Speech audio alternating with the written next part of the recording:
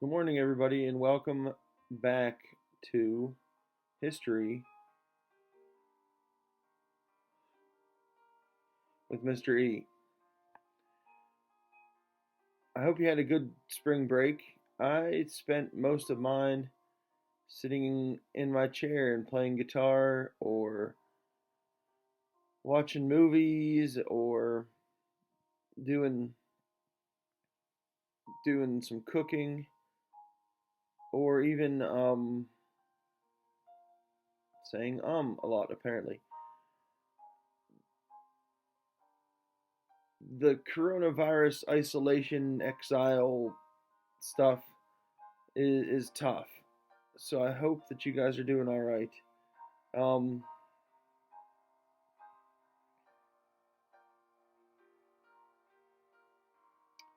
let's jump right back into it.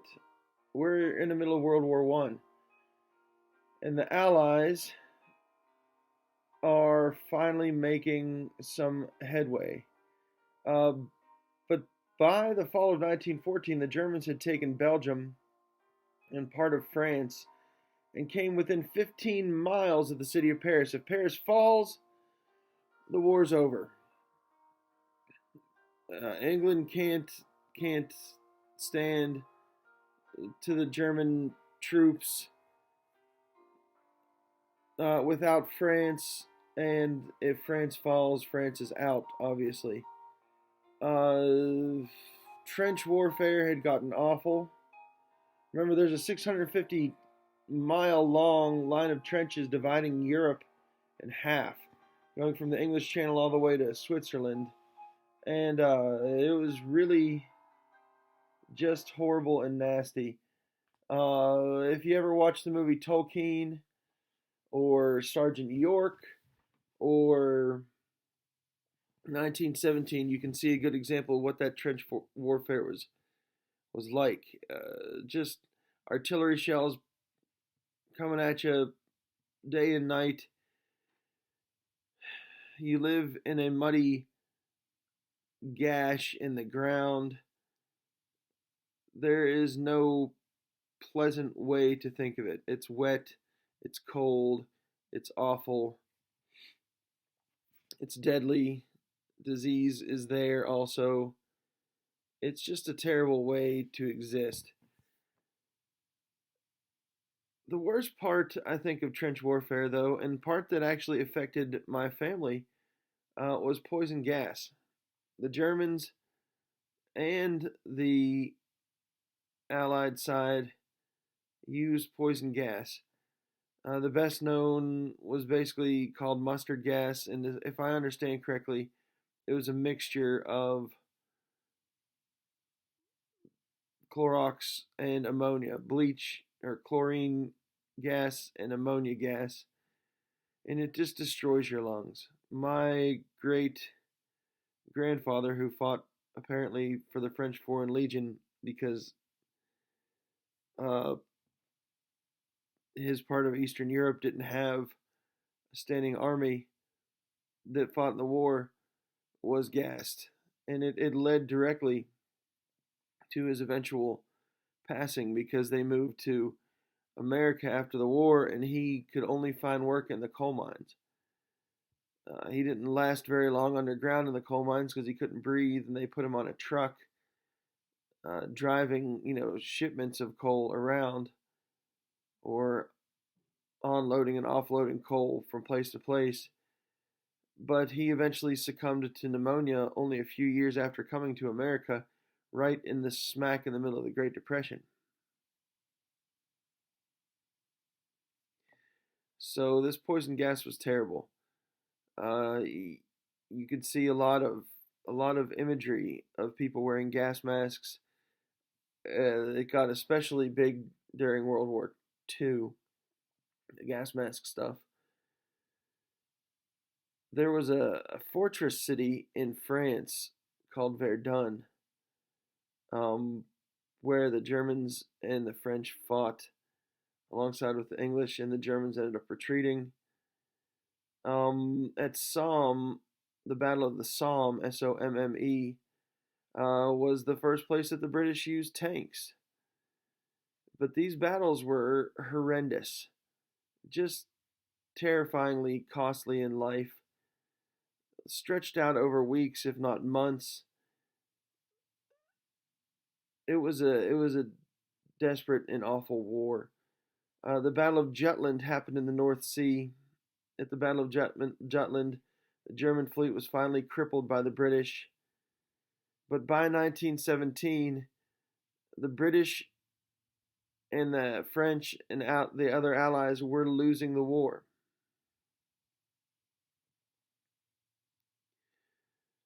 It was impossible to fight German submarines, and while the German fleet was crippled, the submarines did what they wanted to.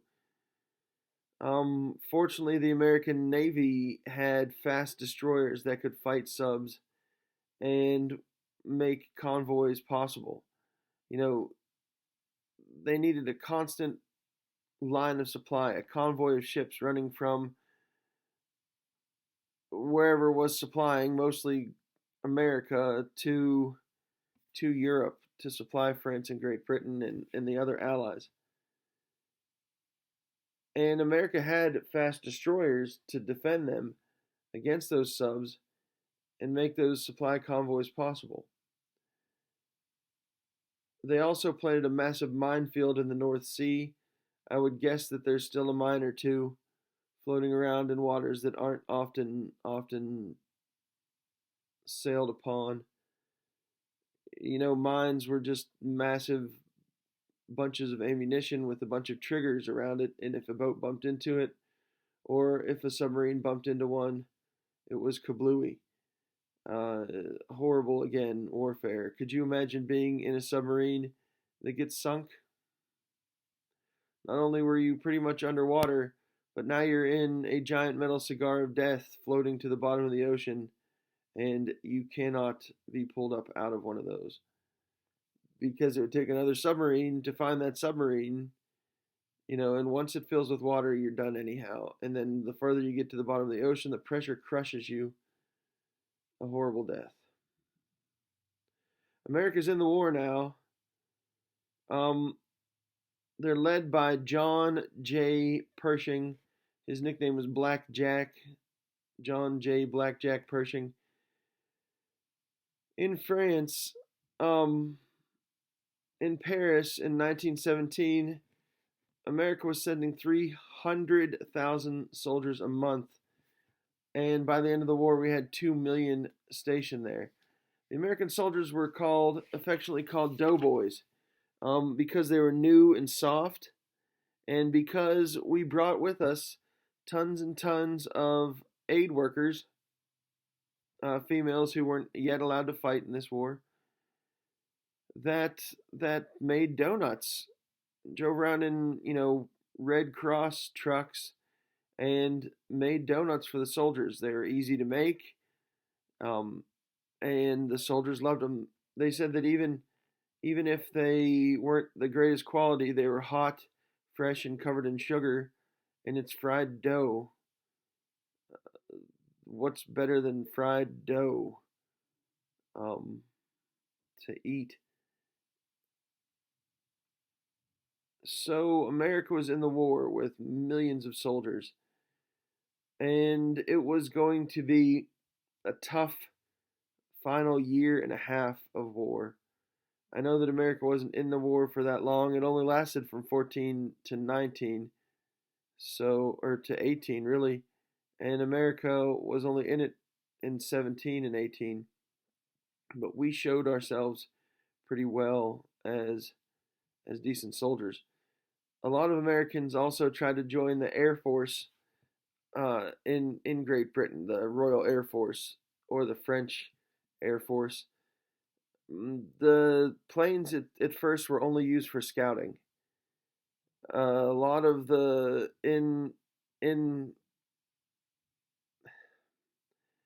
planes were typically biplanes or single wing planes, but they weren't weapons of war. They were more ships to survey land, and then they started to maybe drop some bombs on them. If they fought another plane in the air in what they call a dogfight, the first planes fought with pistols and rifles from one of the pilots or co-pilots.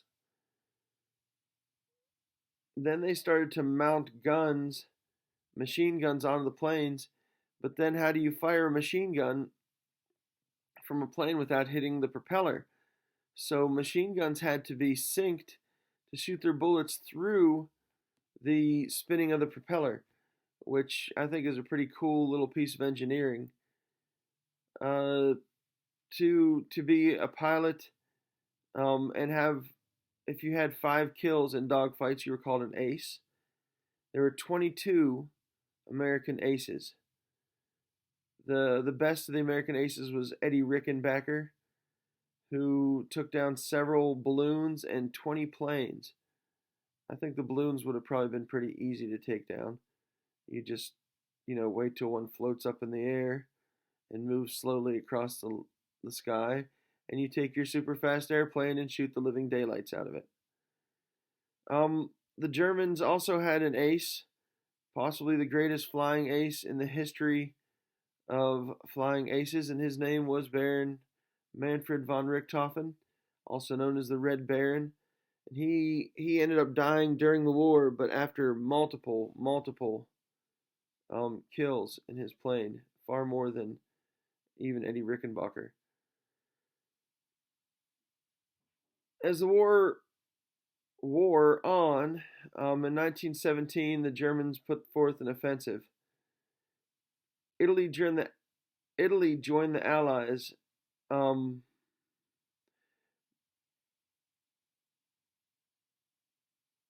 But they weren't a very strong army at the time. They were really devastated they'd stayed out of the war for the most part, and they were really devastated by the effect of the war. In Russia, the Bolshevik Revolution was in progress. That's communism. Lenin came to power and immediately signed an armistice with Germany, dropping Russia completely out of the war. And Russia had lost millions of men, and it was a devastating war, which in part led to the ability of the communists to take over.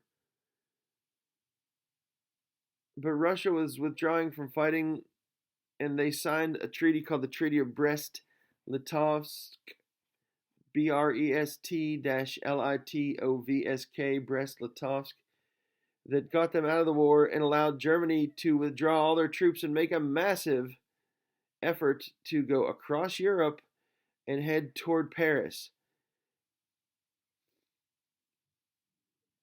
The US was actually forced to invade Siberia in Russia to liberate Chechen troops.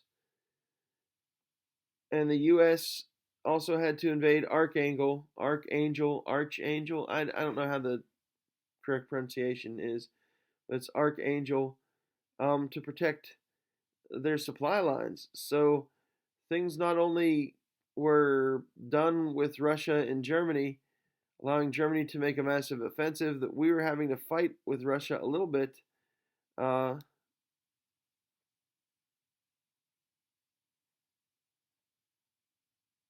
to just protect ourselves. Germany on the Eastern Front in Russia and Eastern Europe was marching toward Paris. They had a massive gun called a Big Bertha. They could hit a target, or at least close to a target, from 75 miles away. Now, that doesn't seem like a lot nowadays because we can launch a rocket here in Kentucky and hit, the middle of China if we're not stopped by a anti-rocket gun or whatever, missile defense. We can launch something and hit with pinpoint accuracy anywhere pretty much in the world. But those days hadn't come yet. We're basically chucking big rocks at each other still, firing bullets, firing cannons. Missiles weren't really that much of a thing in warfare. Tanks had just come out, like we talked about in the Battle of the Somme. The Germans moved forward with Big Bertha and their other massive onslaught of soldiers and took 3,000 square miles and 150,000 prisoners in this offensive, and they came within 40 miles of Paris. If the American troops hadn't entered the war, which I think they entered late, but if the American troops hadn't entered the war, the defense of Paris would have fallen to pieces. All the doughboys under Pershing ended up going under the command of French General Foch and fought at Cantigny, at the Battle of the Marne, and drove the Germans from Belleau Wood. Now, if you've seen Hacksaw Ridge, that's where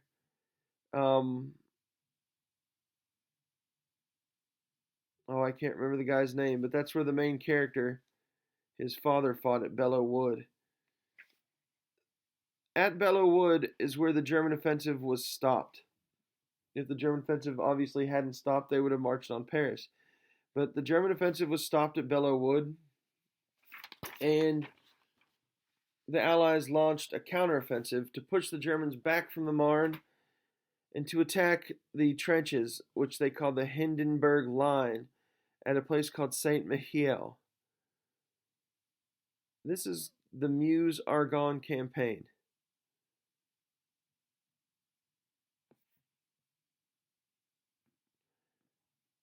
I know that this video is running long, but I cut us back from 5 to 3 this week, so don't fret too much. We have about 2 more pages of my notes to go through. At the Meuse-Argonne campaign, the Meuse-Argonne is the name because of the Meuse River that runs through the campaign and the heavily overgrown Argonne forest. This is nothing to do with the forests of Andorra or the fortress at Todestern-Zwei. So try to put that out of your mind. Now, our job, and this was mostly American troops.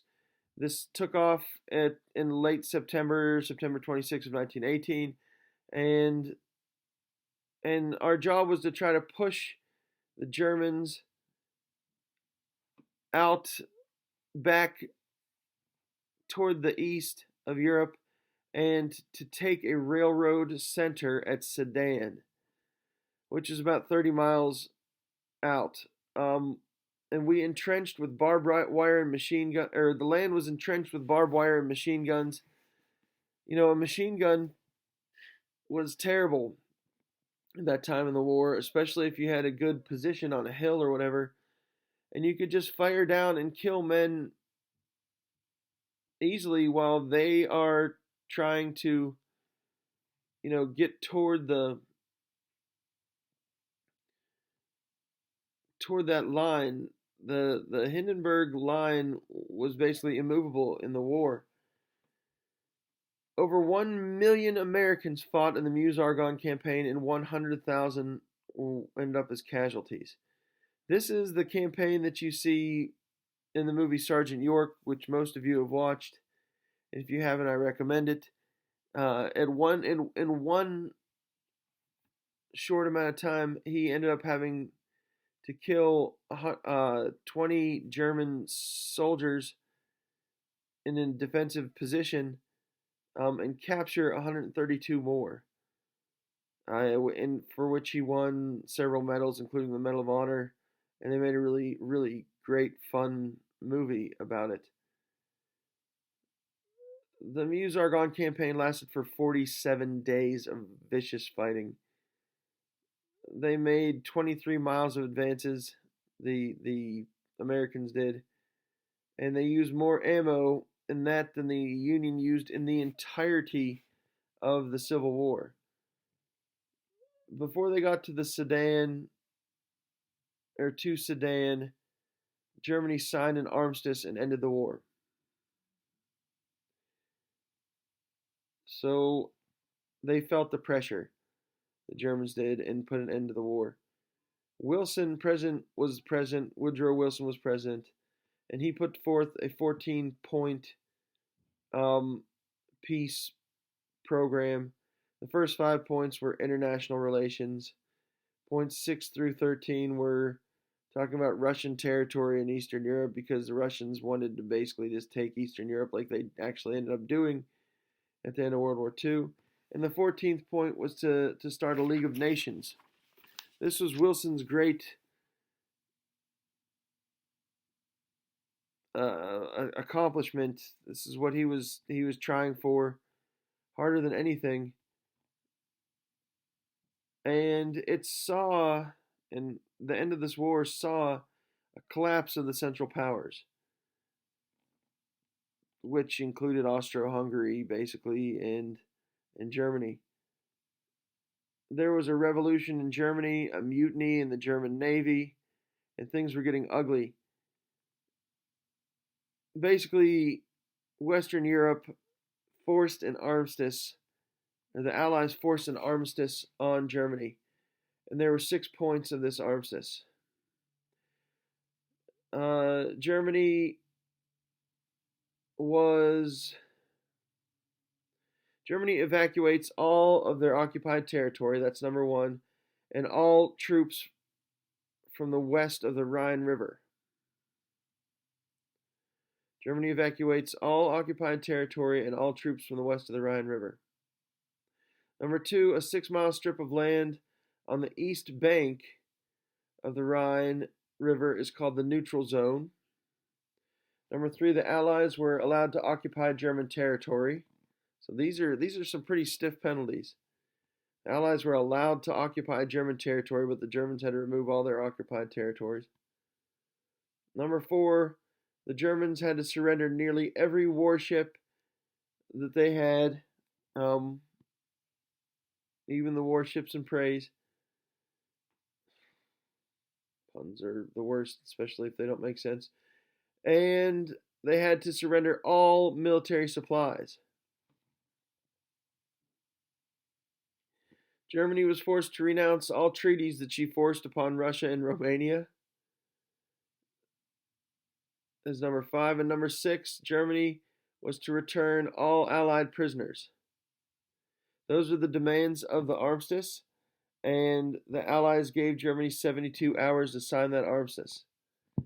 Germany had no choice. They were done in the war. They couldn't stand up to the troops anymore. They were fighting a revolution of their own. The Kaiser ended up fleeing to the Netherlands, and on November 11th, 1918, at 11 a.m. in a train car in Compagnie,